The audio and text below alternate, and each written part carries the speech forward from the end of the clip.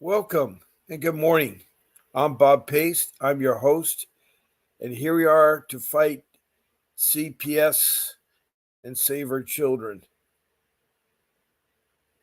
Yes, fight CPS. That is the most corrupt government agency that I know of right now. We do have corrupt government throughout, but this child protection system is broken. And what I mean by that is numerous families are being broken apart and their children are taken, whether they're not in imminent danger, for the sole purpose of making money off having your child trafficked into foster care. And they'll do their hardest to alienate your children from you. They'll turn your children against you. They'll make your life so miserable. And if you're a foster care child growing up in the system, you'll be abused later when they take your children.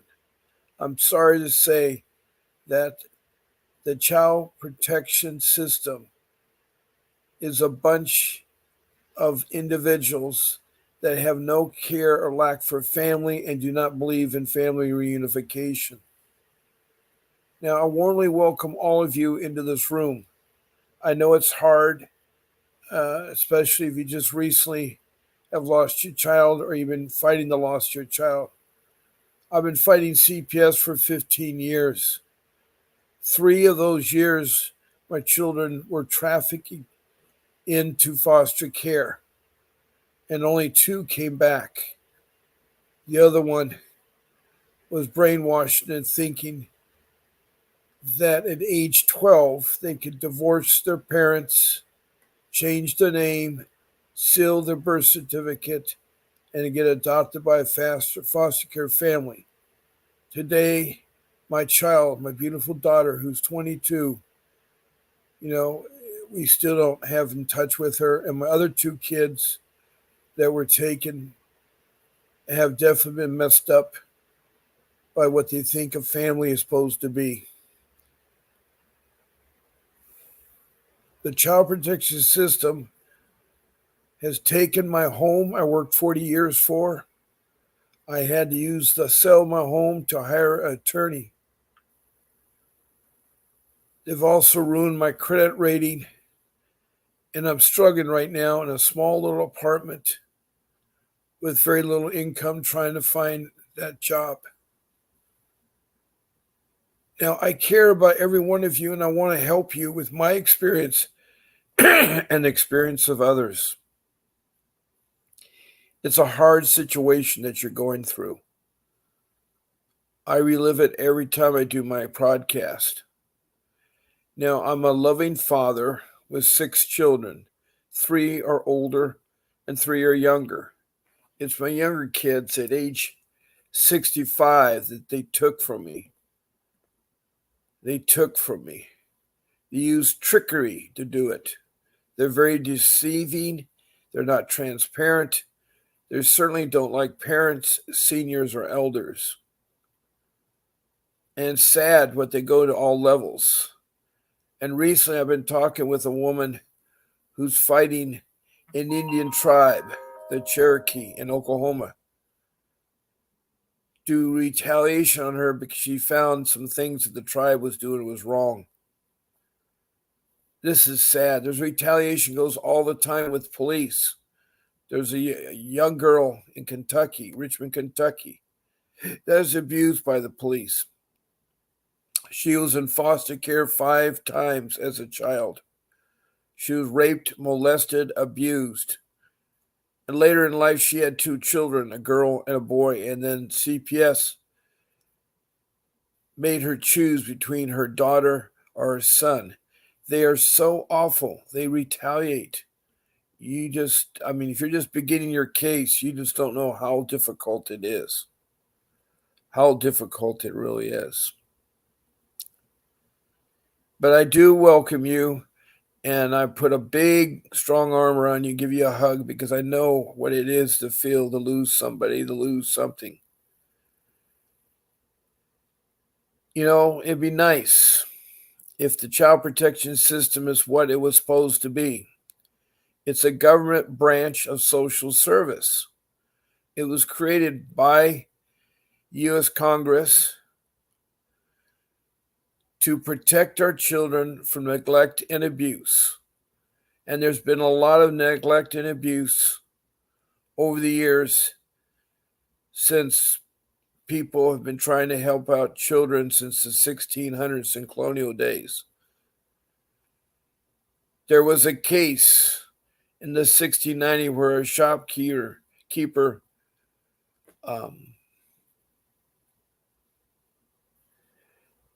was brutal to this young boy working for him. He didn't give him wages. He made him work long hours. And on top of that, he abused the child. Now, in the early days, it was the societies, the people that individually rich that took care of and help out the children. Then after societies came attempts at agencies. And the Child Protection Agency is not what it's meant to be today. There's a lot of abuse goes on by the agency to get away with it.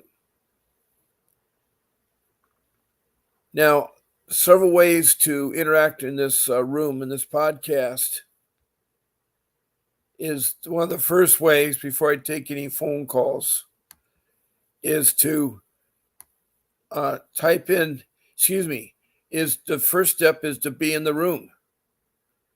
That is the first way you can participate in the room. And just by listening, and you don't have to make a comment or anything. If you choose to make a comment, the second thing you can do is type a comment about your CPS questions. Now, I emphasize this is about the child protection system. I call CPS the child protection system. I know in some states it's called the Child Protection Services.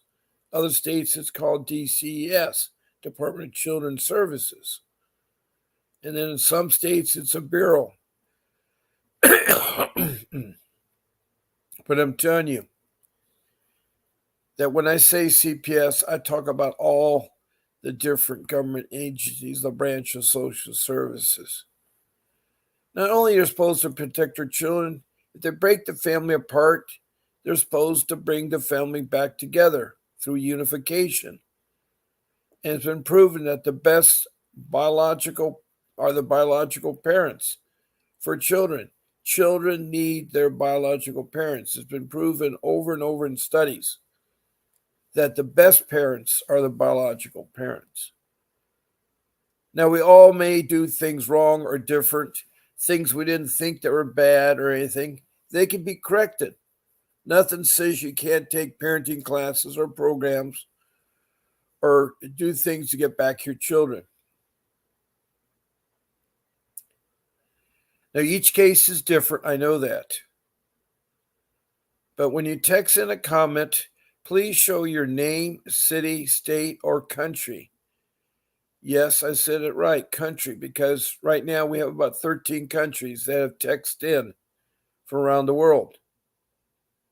A couple weeks ago was Bangladesh, and then it was India, New Delhi, India. Then several countries in Africa have texted in. In South Africa, there was a province that texted in. Then above South Africa, there's Mozambique along the east side of the coast of Africa, across from Madagascar, down from Somalia. And then in Central East Africa, near Lake Victoria, is Rwanda. Now, Rwanda was horribly ruined in the 1990s. Over 1 million people were wiped out.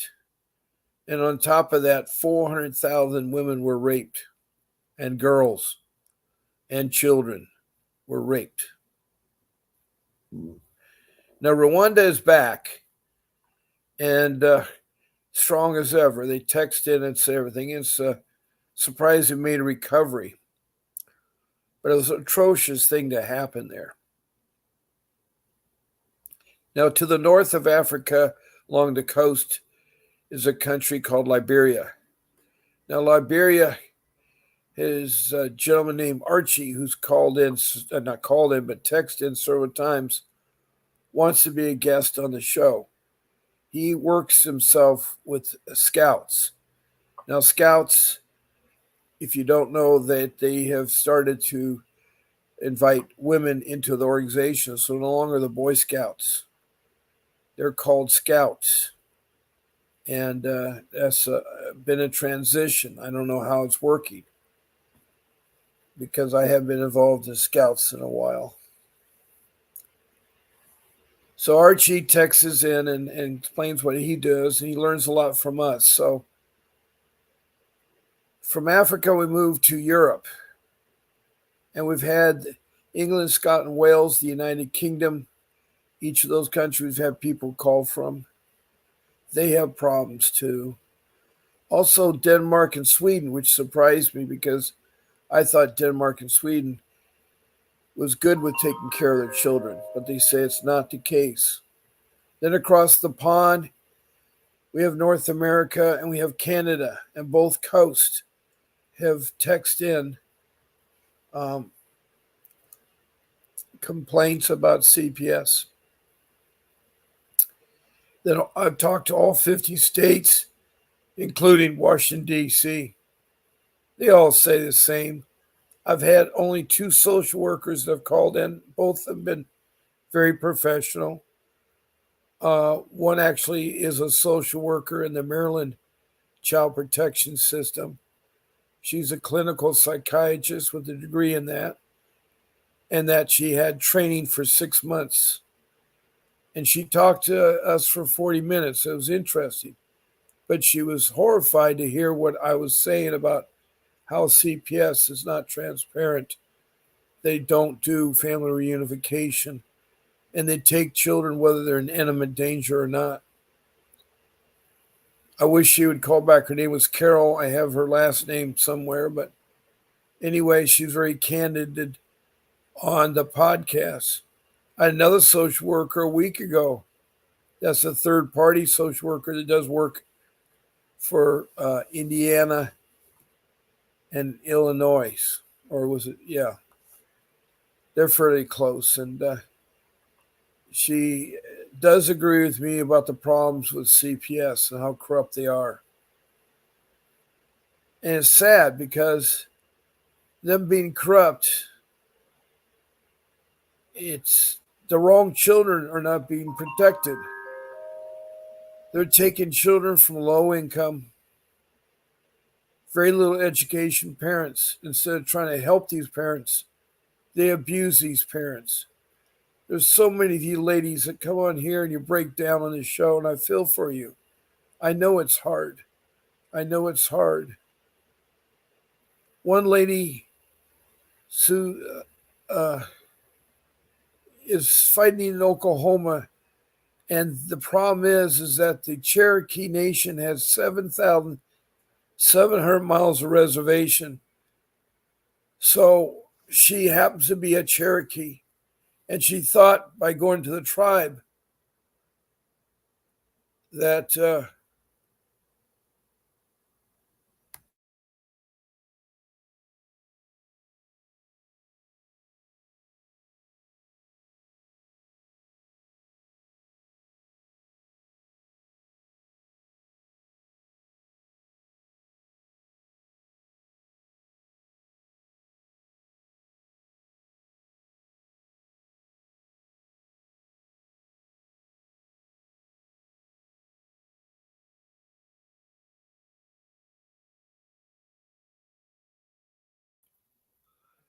I'm back. I'm sorry. I have no idea why the page is unresponsive. It's the problem when you're dealing with the internet. I was talking about a woman who's caught up with the Indian Child Welfare Agency that is taken on a great role in handling CPS. There was a law passed in 1978 that said that the child protection system should ask every parent when they are accused of neglect or abuse if they're a Native American Indian. Now, what I mean by Native American Indian are the Indians that came across, the first immigrants to North America. They came across from Siberia to Alaska, settled in Alaska and Canada and so forth. I'm talking about the 547 federal recognized tribes in the United States. And like the Lakota Sioux or the Crow or the Cherokee or the Apache, the Comanche. There are so many Indian tribes, 547 of them. And they locate the tribes by putting the city first. Like for the Lakota Sioux, it's the Rosebud Reservation. Oh, it's 548. Then I made a mistake. I thought it was 547. I guess they have an extra tribe. When I looked it up last, it was 547. Welcome, Christina. Welcome.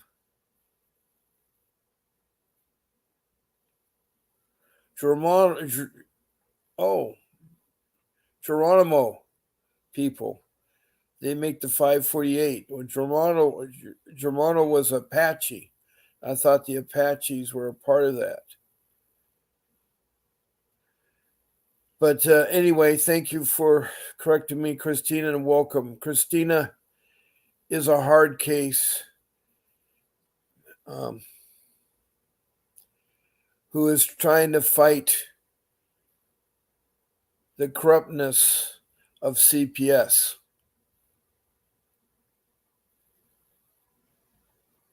So anyway, going back to the ICWA, the CPS that does the investigation will ask you, and if they don't, you need to ask them. Are you registered with the federal recognized tribe, or could you be registered?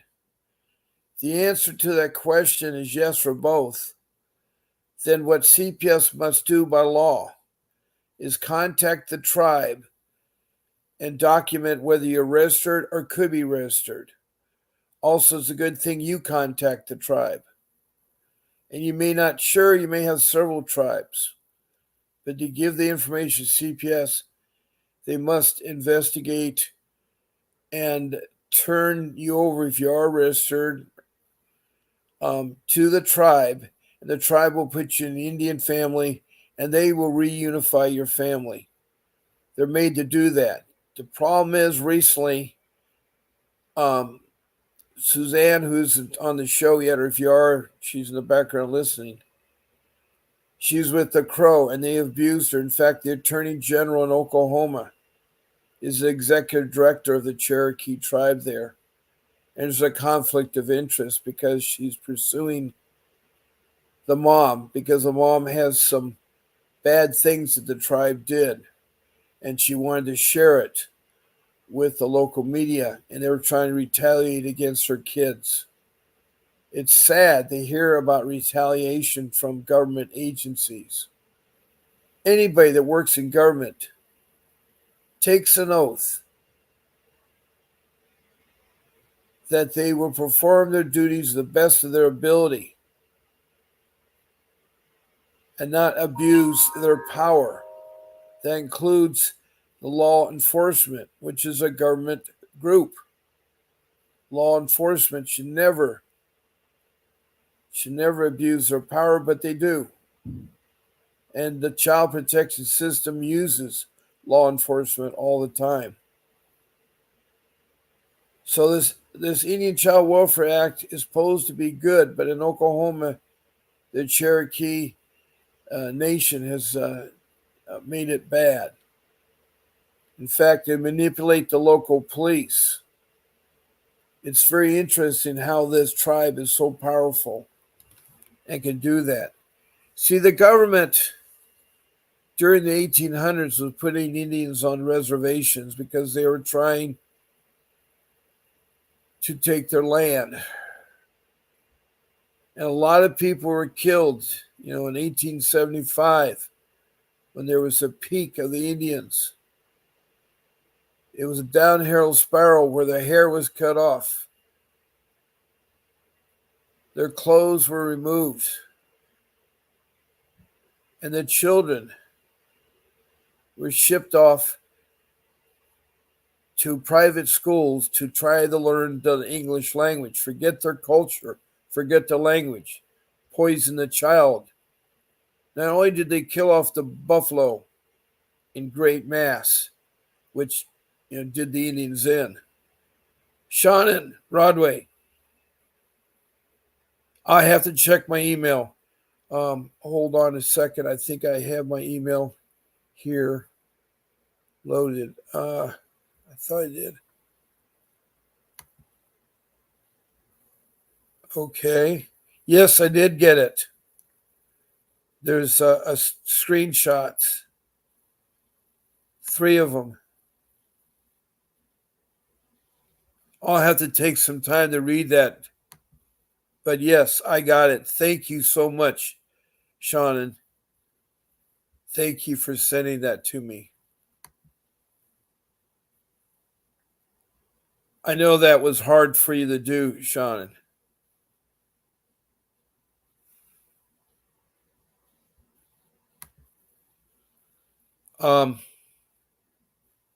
Yes, it will. I know it will, Shannon.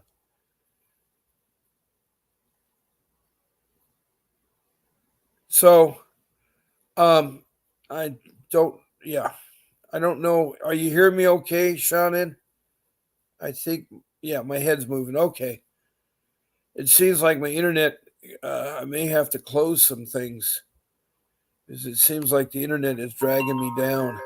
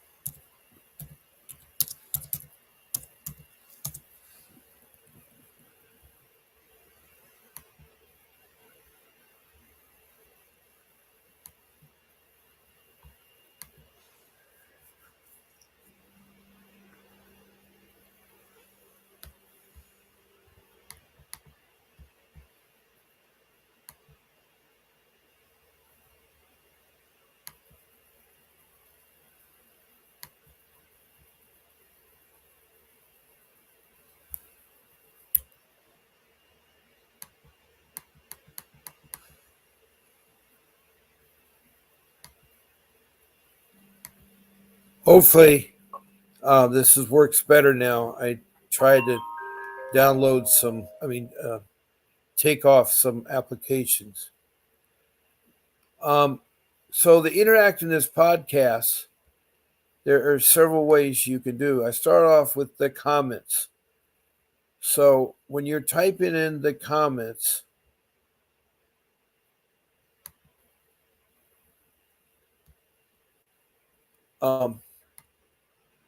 it's important that you be complete with your CPS case. Try to start with first your family makeup. Is it a husband, wife, a girlfriend, boyfriend, lovers, partnership? Is it consist of one, two, three, four children? Are they from the same parent? Are both parents involved in the CPS um, case? Um, that does help me. Um, Also, the allegations where you neglect or abuse, and a little bit more detail about them. And then, whether you have three girls, three boys, the ages, they're teenagers or young children. And then when you're accused of neglect or abuse, what were some of the details about it? Also, how did they take your children? Did you hand them over? Did you let them in your home? Did you give them permission to take your children to enter your home? How were the children apprehended? Were they taken when they were not in immediate danger or harm? That would help me. And then also, where you at on your case? So if you can be complete with your CPS, it'd be fantastic. A third way is to um, be a guest on my podcast. All you have to do to be scheduled as our guest is email our show producer, Grace. She works behind the scenes and she takes care uh, of my show, and she uh, helps me out making sure I do the show correctly and so forth. She's a great help, and I thank her. She also, when she gets your email, help you get on the show. I'm broadcasting on YouTube using the StreamYard application. So she'll give the link on StreamYard and she'll help you get on the show as my guest. All you need to do is tell her the day and the time. Now I'm on 14 days a week, 7 days. That's Monday through Sunday. I'm on at 10 o'clock in the morning Pacific Standard Time, except for Sunday, which is tomorrow. I'll be on at 8 o'clock. And I'm on every evening at 7 o'clock Pacific Standard Time. Every evening. So you just tell her I want to be on Bob's Wednesday evening show, or Bob's Saturday morning show, or Bob's Monday evening show. So you just give them the time and the day, and then she'll take care of the rest. And she'll contact you, give you the link, tell you that you can't eat or smoke, and how to adjust your computer, your phone, so you get the best results. So that you get the best results. So that's the third way. The fourth way, and I can start taking phone calls now, is to call in at 626 698 0990. That's 626 698 0990. That phone number will be up. It's you can always call me during my show times. If you call me before my show time or after my show time, I can't talk to you. I will respond by telling you when you can talk to me. It's during my show times. So that is four ways. One, just by being a listener in the room, and two, by uh, sending comments, and three is by a guest, and four is to call in. So you can go ahead and call in. I use Vonage on my phone, but that's my office number, and my phone number is full. My phone is fully operational. I'm just double checking, making sure my sounds are okay. All right, they are okay, and that looks okay. So they're there. Now I'm going to text a couple people that I don't see in the room yet. They're some of our regulars. The notification sometimes is slow, but I have Danielle Watt, who's from Georgia, who used to be my co-host, but has had computer issues.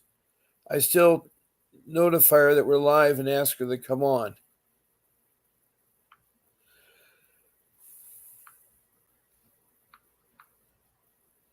And then we have Faye.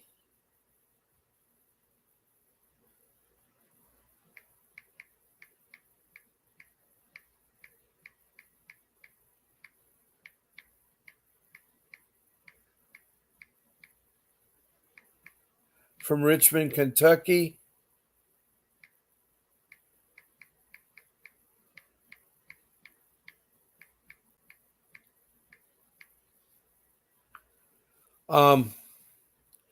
And then we have Natalie from West Hollywood.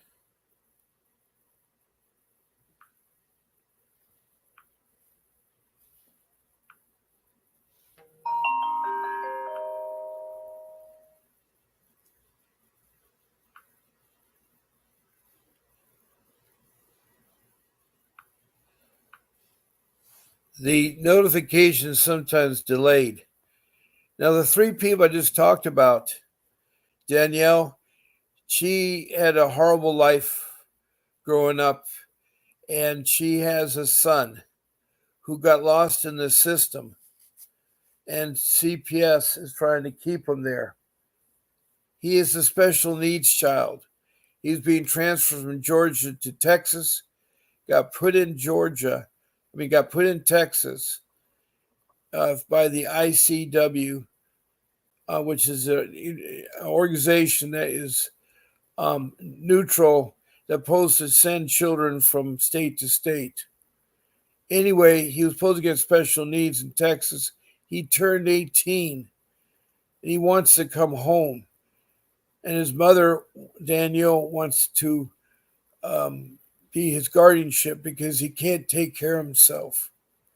And that's a big sacrifice a woman has to do. That is so hard, alone too. But anyway, hopefully she'll come back and be my co-host or come back just to talk on the show. Faye is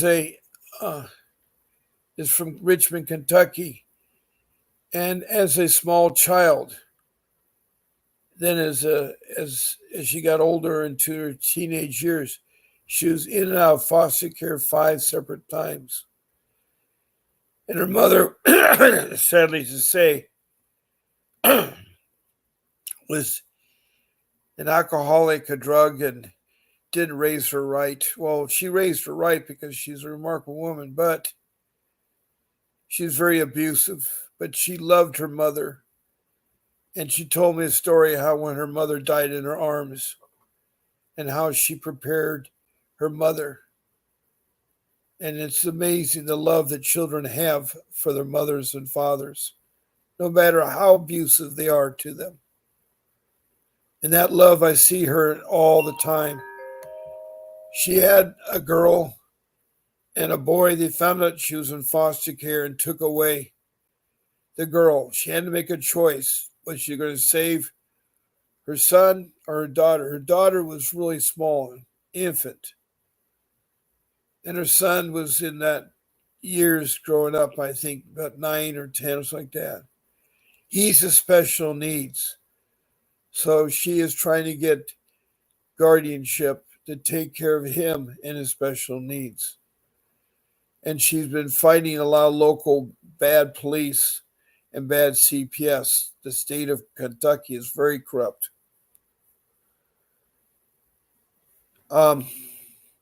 Anyway, the other woman, Natalie, is from West Hollywood, California, and her children at a very young age were taken from her. And she is still being hassled by the police and code enforcement and everybody else. It seems like people are very vindictive in this world and they want to get back at you. they want to get back at you. I'm going to drink some water.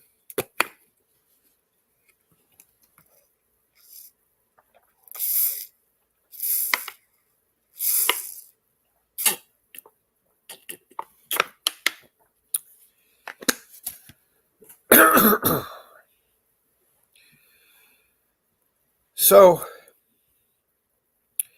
I'm here to answer any particular questions. I have over 100 topics I can talk about. I have my 4 rules, and I can go over them. I know you probably heard them time and time, but these are rules that I should have done when I had my case. My case was awful. My case was built on revengefulness. The allegations against me came from lay people. Now, lay people are people that are not professionals, that are not required by law to report neglect or abuse. Lay people are supposed to, when they see abuse or neglect, to report it, to call it in. But a lot of lay people are using it to get back at their neighbor because maybe their dog barks or because the bushes and trees are overgrown. So they'll make up stories that are not true and put the people through a lot of duress. They use it. In my case, my lay people were my wife's family, her mother, her dad, her sisters, and her brother, all called in for 5 years after I lost my job through no fault of my own. At age 60, I lost my job. And that's a hard thing to do in life because I'd purchased a home after working 40 years. I had mortgage payments to pay. I had bills to take care of. And when I lost my job, it was very traumatic. And it wasn't because of my performance, it's because the greed of the state of California needed money. And I had all these millions of contract work to do with the state of California. They're awarded to me through a public. There are public contracts, construction contracts, and heavy highway and civil engineering. They kept the projects from going out to get started because they need the money. And what they did is wrote me IOUs. Well, you tried to take an IOU from the state of California to a bank and they just laughed at me. I was trying to get a credit line so I could start the jobs.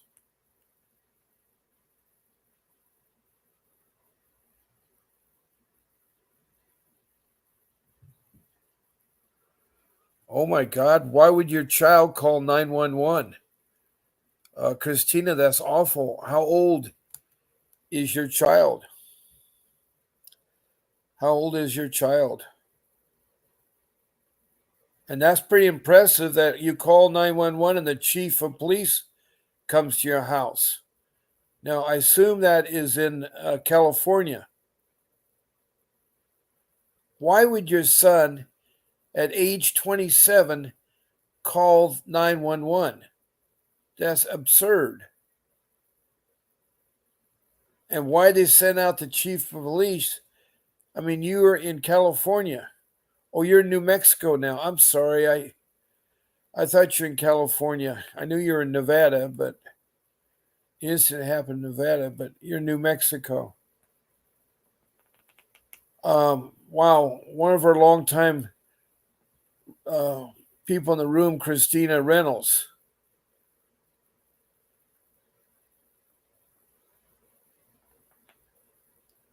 Oh my God, it's the one that was abused by the adopted parents. Oh boy. So, what did the police chief do? Did you have a chance to talk to the police chief?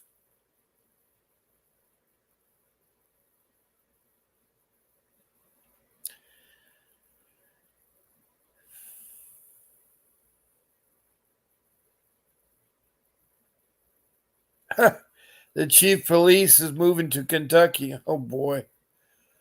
All right, Christina, I'm glad you shared that. Shannon's asked me a question. How does filing grievances work, and what are the possible outcomes from them? Well, grievances are filed usually at the top level. If you're filing a grievance against a judge, you go to the state judicial branch and file a grievance there. If you're grieving against an attorney, you file with the bar. The grievances sometimes work, but there's always that chance. And you're talking about you're in that Oklahoma with the Cherokee and filed a grievance there. I don't think it's going to work with them because you already told me that the state attorney general wants to take your children. And that's not her job, even though she has her hand dipped because she's the executive director of the Cherokee Indian Nation. She's wearing two hats. So I think it'd be better to spend time but not filing the grievances. I think it'd be better to just contact your senator or representative and try to have it aired before Congress. You need help from there. Filing grievances in your state, Oklahoma, you've already told me enough that they're going to retaliate against you. So hopefully that will help you a little bit.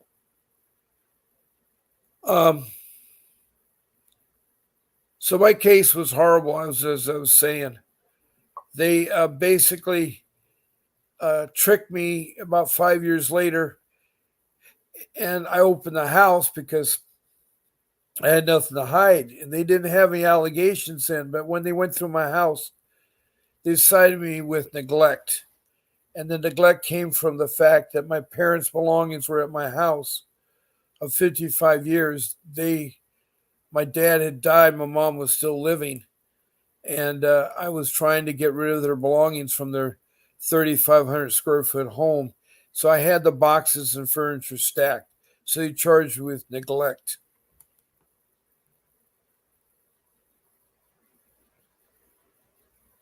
Christina says, I'm gathering the Cherokee family census, just saying she can prepare her grievance and email it to the Department of Justice.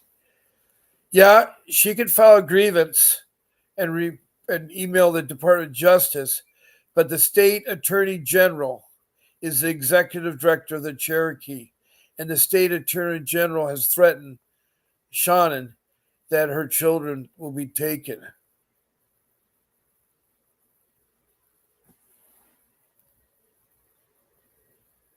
That's nice, Christina, that Faye can meet the chief of police of New Mexico. We have a new person, Teresa Jean. Can you repeat that? What can a senator say Congress do to help? How do you appeal them? I want to get a congressman. He told me to get a lawyer. Well, you need a lawyer because you're fighting. This is like open heart surgery. Fighting with CPS is open heart surgery. Teresa Jean, what city and state are you from? Because you can politically state your case before the senator or the representative, and they in turn could go before Congress and help you out if your system's corrupt. What city and state are you, Teresa Jean?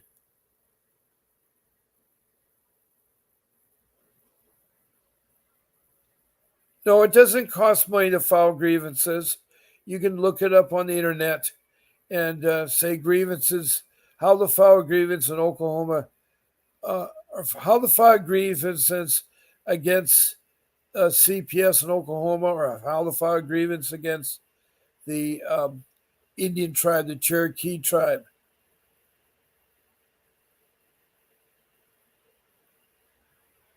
All right, Richmond, Virginia. Thank you, Teresa Jean. I won my case in the circuit court. Congratulations. I want to file grievances. You can file grievances. I don't think I think Richmond, Virginia doesn't have the corruption that Oklahoma does. And so you look on the internet how to file grievances against the CPS in Richmond, Virginia. And you should find all your answers right like that. So anyway, my case was horrible. It lasted 3 years, and I lost my daughter, which I told you earlier. And that was because the social worker was doing revenge because she was caught lying on this in court. She lied in front of the court judge, and she got caught, and she wanted to do that. So I'm so glad to hear good news from Gene. That's really great news. Um,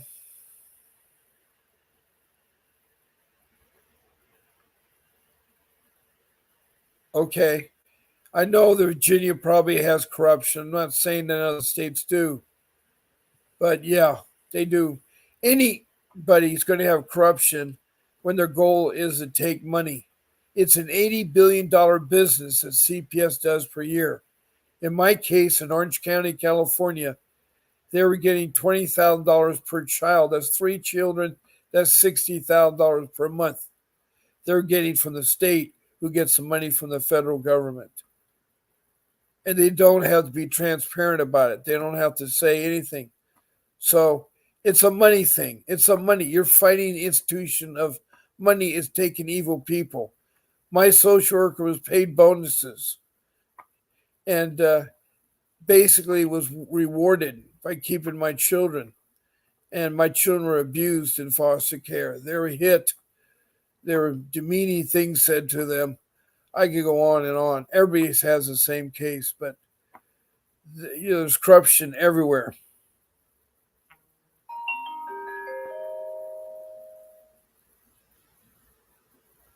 Try not to use names, by the way, on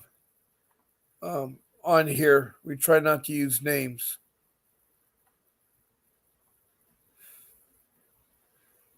So, anyway, um, we have my four rules. One is you get an attorney. Have you ever heard of or familiar with a motion Lipmore? Or is that just a tribe thing? That's what the attorney general filed and wanted to block out all my evidence, even recordings of cops and police. That's wrong. He should take it to the Chief Justice of the Supreme Court in Washington, D.C. That's wrong. Let me look it up. Lymore, motion of Lymore. All right. So, a motion of Lymore, Oklahoma.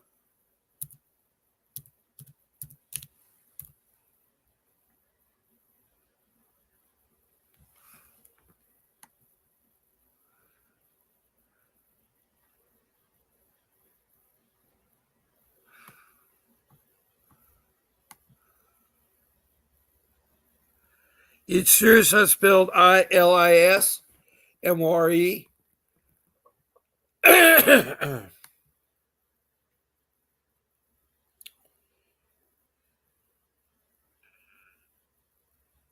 I'm going to go with your spelling. And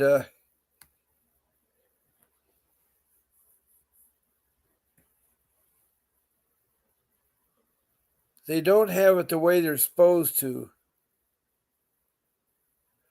I think to suppress in Oklahoma, motion to suppress evidence. A motion to suppress evidence seeks to exclude certain evidence from being presented at trial, typically on the grounds that it was obtained illegally or in violation of defendant's constitutional rights. So, what the Attorney General, who's the executive director of the Cherokee Nation, is saying that it was obtained illegally. Now, some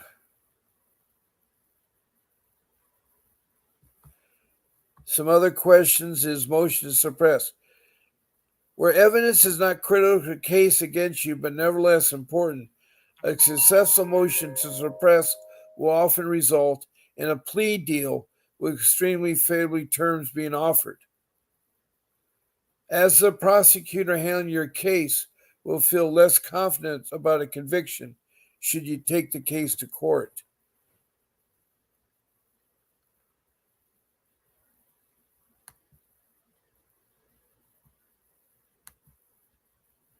To argue a motion to suppress, they must comprehensively analyze the case, review all evidence, and identify any constitutional violence or illegalities in obtaining the evidence. The defense attorney will then compose a persuasive argument supported by legal precedents to convince the court to suppress the evidence.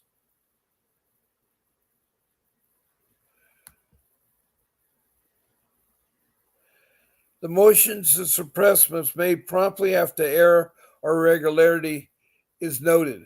The burden of proof rests on the moving party to prove the need to suppress the item of evidence.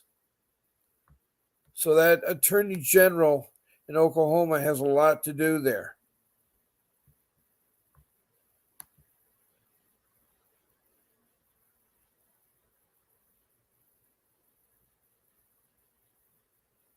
Now, there's something called a limine, Limine. A motion in limine is a motion preliminary to trial to preclude the introduction of prejudicial matters to the jury and is advisory until final determination of trial.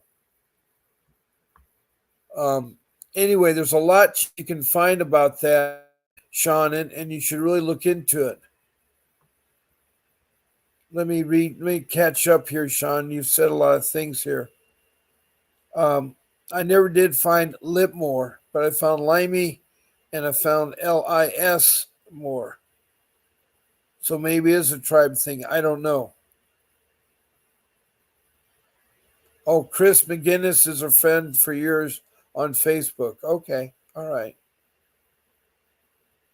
Christina, I understand. Sean says, but in Oklahoma, there is one party consent law. You have the right to record any conversation you a part of or record in public spaces or your property. Do you have to notify them that you're recording? Do you have to state that? I know that with a lot of recordings, you have to notify the person you're recording. All the recordings are in my home property or conversations and phone calls I was a part of. Did you tell them that you're recording the conversation? The Attorney General in Oklahoma filed May 13th. I don't even turn in my evidence till June 3rd. Wow. They didn't let me have my jury excuse with something about adjunction datas. I'm glad he's a great guy, Christina. Thank you for sharing the information.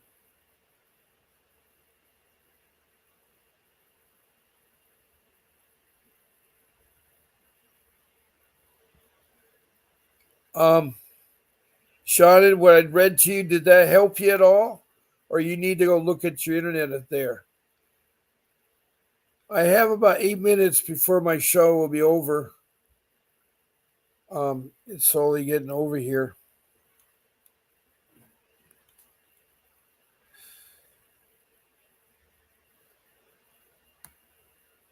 Sean, did that what I read you help you at all? Did it help you at all?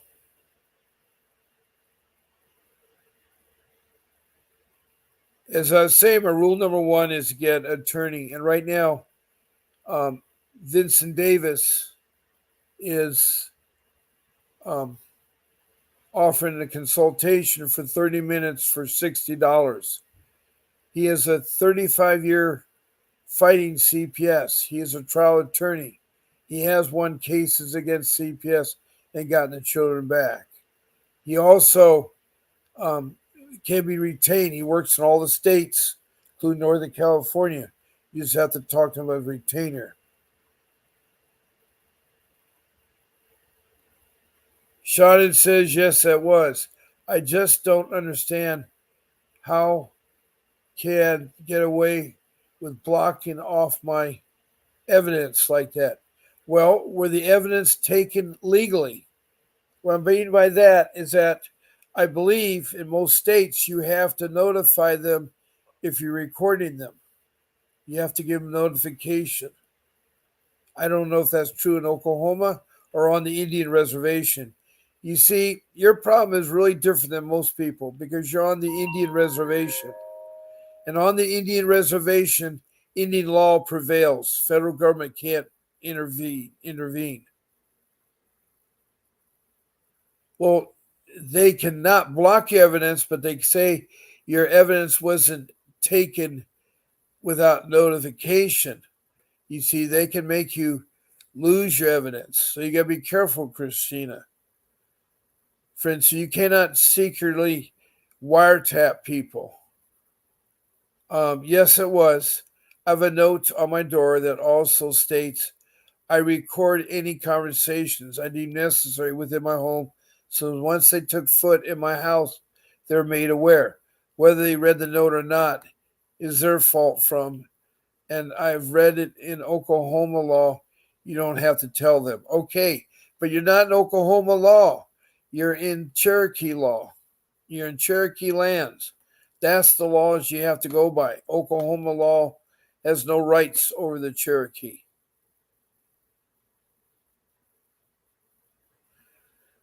But Shannon said that she said there is no Oklahoma law, but there may be an Indian statute or law or something. Anyway, please contact Vincent Davis, 888-888-6582. When you call in, tell them that Bob Pace sent you. And when you speak to Mr. Davis, tell him that Bob Pace sent you. But also, he has fought in several civil suits against CPS and beaten them both in state and federal courts. So he's the real deal. And 30 minutes for $60 is a bargain. So please contact him.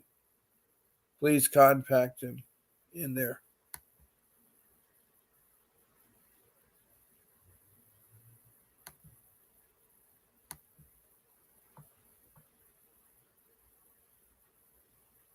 I also have up the web link. You can check his calendar. All you do is go to Candly, CLENDLY.com/APPTS VWD/Bob Pace. That's HTTPS://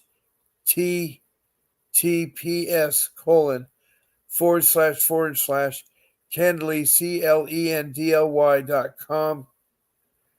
Appointments, APPTS VWD/Bob Pace.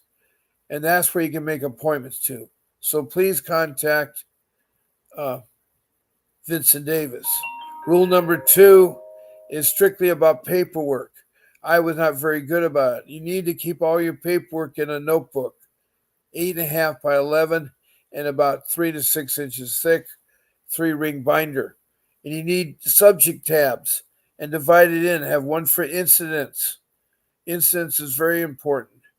You just state the date, the time, the location, the people involved in the first line. Second line, you describe the incident. The third line, you do the outcome. Then skip a couple lines to the next incident. And I mean all incidents, whether they involve the children, the police, the child protection system. You put all incidents. You have another tab for court papers. Hole punch them, put them in the date, make a log. You have another one for your parenting classes, your programs. Also, another one for info about what you find. Anyway, that notebook will help you and you take it around with you because a year from now, you will remember it. So that notebook will help you remember. Rule number 3 is you never answer the door to the police or the child protection. Too many people have been shot recently answering the door. We have a lady that was shot 5 times in the face. And then we have a gentleman, a black man. They both were black, by the way. A black man who was in the Air Force in a mistaken apartment. He was shot 5 times in the chest. Both police officers have been removed. One was just fired. The other one was charged with murder. Because that lady didn't stand a chance. That was wrong, what he did. So if that doesn't tell you to wake up, just go and hide somewhere in your house. There's only 3 ways they can come in that house. One is if there is imminent danger taking place, such as maybe domestic violence, physical abuse against a child, a gun, a weapon is out, and there's endangerment, they will enter the home. So a social worker. The other way is if you give them permission, they'll enter the home. So don't give them permission. A third way is that they'll have a court order called a warrant. That'll be very specifically detailed of what they can do, when they can go there, the place, the location, and what they're planning to do. Take your child or talk to you. They have to have your name and your wife's name addressed if she's part of it. They have to list the children and the allegations. So those are the three ways. Also, watch out medical trafficking. Anyway, I want to thank you all for being on my podcast.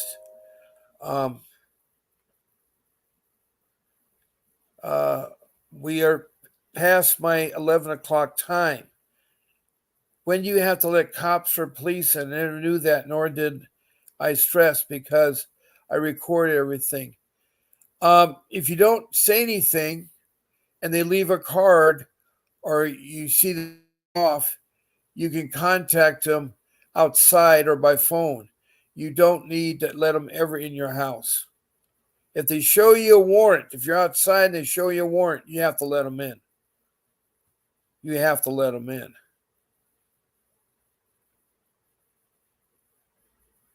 That goes for both CPS and the laws, the police, both parties.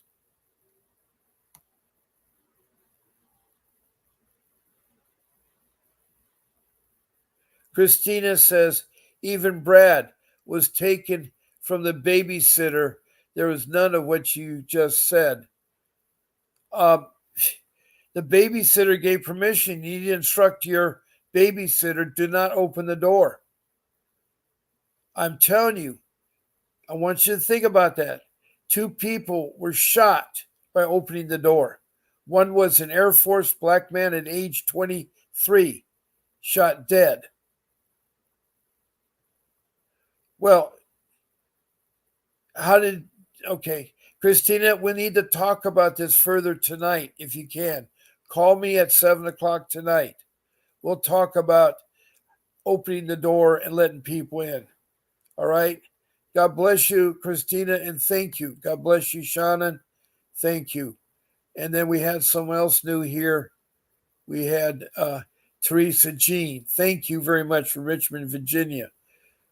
Shannon was from Oklahoma, and Christina is from New Mexico now. She's in New Mexico. And that's it. So God bless y'all. Keep fighting for your children and be safe. This is Bob Pace signing off.